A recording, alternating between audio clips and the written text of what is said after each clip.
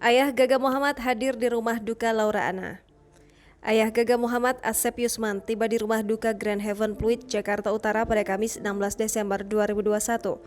Kehadiran Asep Yusman untuk mengucapkan belasungkawa dan berdoa untuk Laura Anna.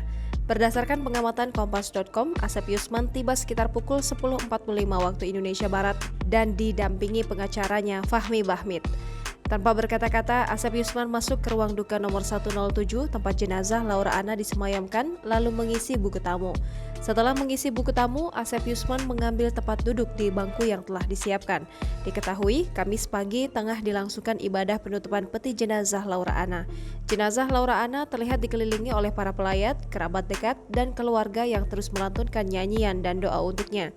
Sebagai informasi, sebelum meninggal dunia, Laura Anna sendiri telah berjuang hidup setelah menderita cervical vertebrae discolation atau diskolasi tulang leher selama hampir 3 tahun. Akibat penyakit itu, Laura Anna mengalami kelumpuhan. Laura Anna mengalami kelumpuhan pasca kecelakaan bersama mantan kekasihnya Gaga Muhammad pada 8 Desember 2019 lalu. Saat ini, Gaga Muhammad sudah berstatus terdakwa dan kasusnya tengah disidangkan di Pengadilan Negeri Jakarta Timur. Jangan lupa subscribe, share, komen, dan like ya!